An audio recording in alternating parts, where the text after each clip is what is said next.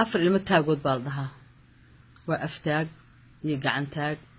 iyo lugtaag iyo iltaag midna waxaa la meera midna waxaa la yiraahdaa riima midda ugu fiican waa dhamo way dhameystiranta afarta ilmo taagood marka daan sharxo Soomaaliya kulli waa la yiraahdaa laakiin Soomaaliga hala barto si aad u fahamtiin waxa macnahooda iltaag waxaa la yiraahdaa naagta aan qanaaco ku lahayn waxa Ilaahay siiyay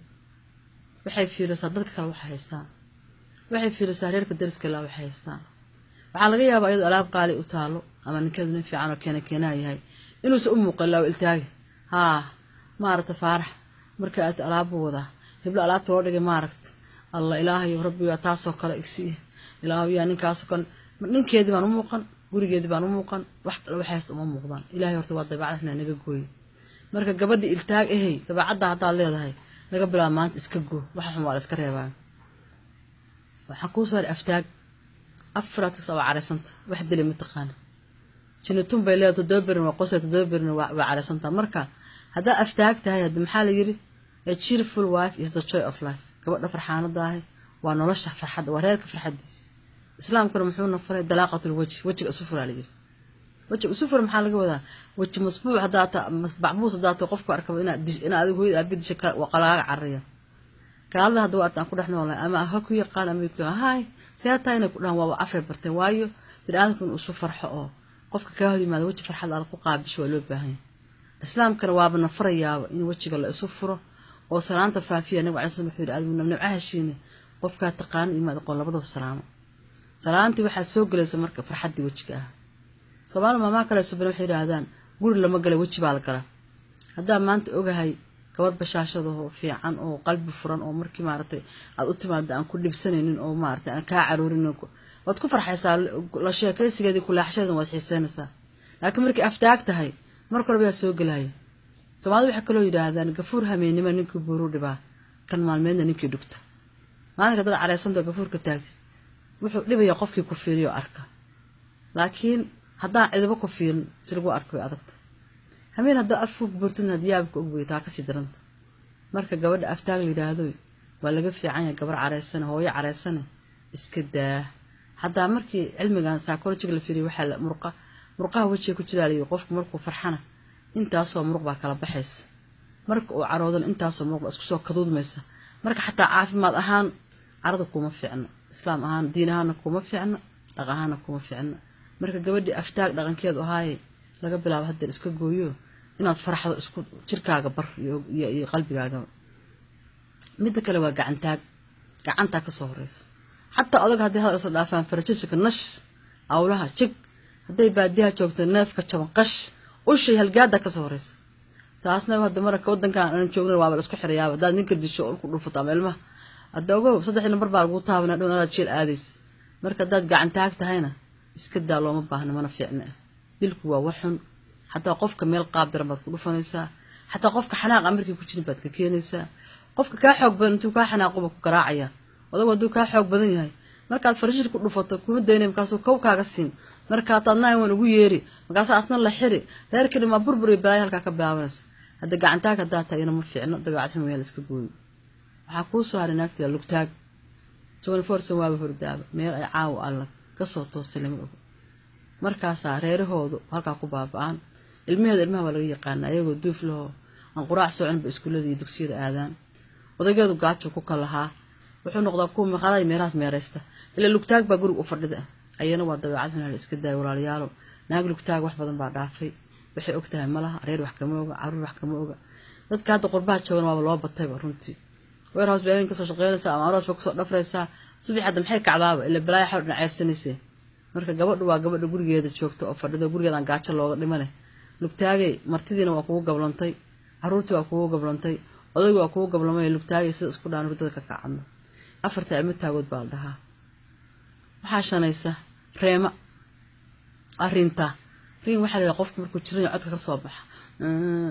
محلان ساحر القاسة أيدني قلت أنت نفتاسة أي هيسة هذا تلافك وصوّعه هاي إيه ولا فاهم سات كاسة عدك أجني يقف تشريها الموضوع ما هو وياه بصير تاسع أسكسرنا عبارة ده هذا القصة ودل تشرر ما أهنا وكاور بنت هذا هاي أروسك حالة هذا أروسك حالة ما مقش أما هوشة هاي محل يري مركز صفر السنة ساعة إلا واريمو ترد روم كما أهاني هذا كلام حي سومالو ترين هذي وقت بدن يباهي بدن يبريو بدن والسكون عاه إن كان سومال وضل نوشهاي لكن سوى فيوده مركز ترد هذا بدلته ما البوا ترد كويس هم مال برأي كويسه مركز دمهر وحقاري وكل كعب إنكرا يقطع تكتي هذا إسبتال الصعطاي هذا ديدنا عكلا عن فينا ميديكال أبيوسنا ولا قلنا سايو هذا ميديكال كمال بإسبتال ترى أنت الأوسي صعطه ينادب كذا لا مركز هذا ريمته هاي ترد بدن ما في عنا إلهنا بلالك ما بريو إسكدارينك عاف ما السويل شركة في الفرعون الجلي حتى ترد قف كان كلنا إنه وحرا مرب قبر شقشقه عن شرين وأردس إن نقطع الربا نين كان بني آدم برشة أسكت صدرت إن شاء الله فيه سما هذا مركب بوقتك بحويده صباح دم وحلا والله إسلام تان شراك بحويده صاحي لما نقانه ما نقدر وحلا يا صدق هذا يجوها سوى حالك حتى كوسا قبلني لكن أنا سألت هاي ريمد هذا بدن يرفعت كاج بدن مركب حالنا قبل الريمد رفع أنا ريمد إسكتها وحكوا صار ميرا هذا لو بدني هذا ميرا وحالها ساكب بحضي عاوز وهي نسا هذي باديها شوكته gurigeeda waa iska yaqaana waxaraha harsada caruurta kootab ku ciyaarta ilaa waa guri laga maqayo yaa kule haday magaalada joogto ciyaalka gameka ku ciyaara dad guriga soo gasho biil bararka tuuran iyo koobka tuuran iyo kabta tuuran ciyaalka isdaba mariyo xaafada oo halkaas mid walba wuxuu rabaa intuu cuntada ka cuno weelka xagga lagu tuuro waad yaabaysaa maxaana la yirin gabadhan baa hooyada la ballamaysay markii gabadheeda guurstay waxay tiri hooyo ninka aad guurstay batin Soomaali nin bini aadan weyd gabadhaas waliba Soomaali ma ahayn بعد رهوية مالنتي إشي سيتهمين كنا سنكيس معناها مالنكي قريبو هجاكسن أديجو هجاكسن أدينكو وضع قرحون هيدا أركيتري همين كنا حتى أديجو عرفوني قريبو عرفوني ما عرفون سيحي بيتري هذا الكلام محميرة هديت يقول ما عرفين السوا كم قنطة هاي سوما قاسو كوكفايا بين برك عيالات وكتكين لا عيال كحافظ عرض أسرية مركب ميراي أنه وحن كلنا كروه كحصل دلنا بحيس الموي إسكدا وريكا ميرا ولا نفترض قبطيه سيدا اسكودان waxaa ku soo hartay gabadha dhamo waa qof dhameestiran waqtin dhamo waa qof dhameestiran ma wareegto ma jira badna maxaan ku raama saaxato lugtaag ma ahan ma calaysno aftaag ma ahan ma iltaag ma oo dariska ma fiirso ilaahay subhanahu wa ta'ala gacantaag ma dad waxba disho waa gabadh dhamaystiran oo murwa ah hada waxa jira maamaha kala dhahaysa naag kasta murwa ma ah ya every woman is a lady lady waxa dhaa murwa gabadha murwada ah marka gabdhaheena waxaan filayaa gabdhaha Soomaaliyeed waxaan leeyahay murwooyin noqda kuwa hooyooyinkood ku dayda noqda kuwa ku samra dhibka noqda kuwa Ilaahay subhanahu wa ta'ala inta ka cabsada guryahooda ku maamula sida Ilaahay yiri noqda Soomaaliyeed waxay tiraa gaangaambiya guri waa haween hooyada haday hooyo fiican tahay ninka xataa kala dadsanantiisa lama arko hadduu loo haray yahay xataa lama arko waana maama kale waxay dhahaysaa kabana jabto iyo jabana kabis iyo jaba iyo waxa la yiri jabane kabto iyo kabana jabis naag walbadaas kabana jabto mid miskiin oo kala daadsan oo loo har ah bay heshaa markaas ay u jabjafayso oo waxa uu qarnayso waxay ka soo saartaa ninka dadka ugu fiican taasi marka nin kala jabnaa way soo arursaa midna maxay noqotaa mid asagu arursana oo shaqaysanay oo nin karmeed ah oo ordayay ay kala tuurtaa hadda waayaan waxa arkaysaa kuwa abaay hadduu xoolo tabcado naa kala guursanaya marka suusanaa u guursanin waana xoolaha kala tuuro kaasay maalba aqalka bedel daaha bedel hebelo gadde xaga ku tuur hadda maxaa ka taqaan laag waxa la yiraahdaa dhil xunay adna ku muruglid hadda waxa weeye hadii adigu aad wixii kala tuurtay abaarta adii reerka ku soo socota waxaadna ilowda qadarkii rabbiyo ninkan haduu guursan kulay waa guursanaya taasna meesha ku dar marka ereyga nimanka naagaha guursan kaba hadli maayo gabdho ugu naceen laakiin waxaan leeyahay walaalayaalo markaad wax kala tuurtay adiga ku soo noqonaysaa gabadha muslimada oo wanaagsan ha noqoto gabdhihii loogu tala diintu sheeka ma gabdhaheena saxaabiyaadka oo xagga diinta ama hooyooyinkeena dhaqankeena wax ku soo koriyeen maxay dhaan hooyooyinkeena naagan dhabteeda ilma buuxin dhalaan ma kursan halsha maxay ka wadaan ciilka aad soo mareys ninku ha ku xumeeyo dimaashaha laga dhigo dadka ka guurista ha ku dhibeen laakiin inna la ma asaabirin gabadha samirta baa wax korsata maanta laakiin waxay noqotay opposite bay noqotay mabal isla sugaayay waxa laga yaabaa ninkii oo soo maanta shaqo ugu maqnaa oo rafaadsan inay gabadhii tiraahdo haye aba xagee soo maraysaa halkaas calan lay ku leexo ama bardaas abo qadan noo soo qabo waayahay ninku muxuu u guursaday gabadha wiilka reerka wuxuu u dhistay inuu ku nasto cuntada loo kariyo dharka loo dhaqo oo uu helo nolosha nolol ka gedisan ilaan guurka waa xasilooni baan irsoma laakiin markaa sheekada u bedesho qalad maqaad ka soo qaad waaba la sheegay sheeko ingiriis ka dhacday gabar wiil guursaday oo 6 bilood markuu qada soo gaday maalin kasta uu maalinka dab u yeero